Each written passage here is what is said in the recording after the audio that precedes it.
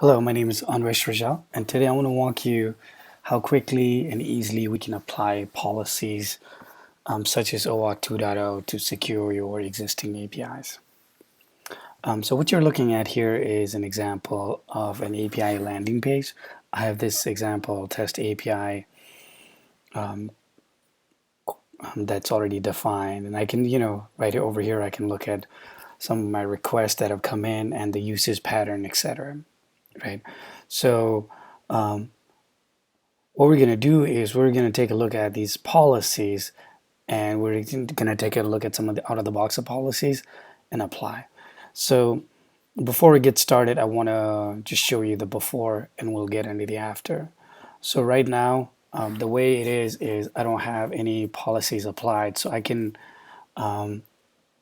hit this URI and get my data back, and I can call this from Postman as well. This is a very simple example where I had this API and I have an example of one record that it returns. In fact, if I click over here and go into my API designer, I can show you this is actually the RAML file that defines it. So all I have here is one get operation that's defined and nothing else, right? So we're gonna go ahead and make sure it works first, which is something I think I just tested a second ago. And over here you could see that we're not sending in any security. Now, when I go here, I'm gonna scroll down to my policies. As you can see, there's a lot of these other out-of-the-box policies that I can apply for rate limiting, throttling, etc. So I'm looking for this OAuth 2.0 policy, and I'm going to simply click on apply. So one of the things that it's going to ask me is, hey, what's my access token validation URL and the scopes. So the scopes could be, read, write, anything that you want, but it's an optional field. So, in this case, I talked to my security guys and they said, here, I created an endpoint for you and you can call that. So I'm going to use that and apply the policies. So somebody who is managing these APIs doesn't have to know the details. I can simply come in here and apply these or disable these policies. If I want to apply multiple policies, I can come in here, simply apply them, and then I can even edit the policies so they go through in the right order. Okay. Now that my policy is applied, it takes about 3 or 5 seconds to use it. I'm going to call it, I think this thing gets cached, so I'm going to try to run it again. It goes, right? So it's now complaining that, hey, it's an invalid request because I applied this policy, which requires an access token that it's missing. So what I'm going to do is I'm going to go over here and request for a new token, right? If you have existing token, basically what we're looking for is to pass that as as part of my header, right? So this is the end result of where we want to get to, so that when I do a quick send, it actually returns me this data, right?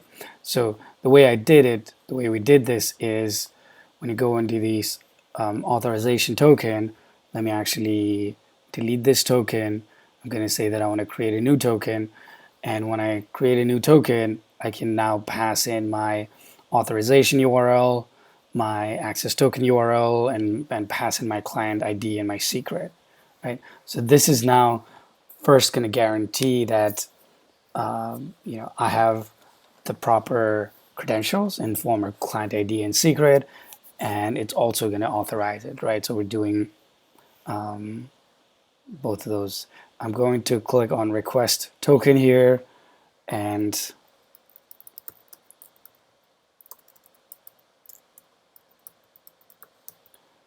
I'm log in and authorize, right? So now this, and I'm using this tool called Postman, which I'm sure if you haven't used it, it's pretty simple, it's pretty straightforward.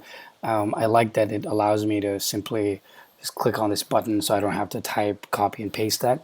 So the token that I'm looking for is this guy, M4N and it should now be passed over here, which it is. So now when I do a send, right, it goes. So I actually took that access token that we received, and when I pass that on to the header, I'm basically passing all the right information. So the token that was generated using my client ID and secret, when I pass that on, now it actually returns this data back, right? As you can see, if I come in here and then remove it again, then it complains that I don't have this token. I go back to my authorization, say, hey, use this token, and now it included that token in the header. When I include it, send it, boom, it sends me the response back. Okay, and for some reason, if you want to make some changes, if you don't like anything, I can simply go in here, disable this, remove it. So the policy, the management aspect of it from a policy standpoint is extremely easy. And the beauty of this, using the API manager is now when I have these requests come in, I'll be able to refresh and take a look at all these trends of the consumption of my API. Okay, well, thanks for watching.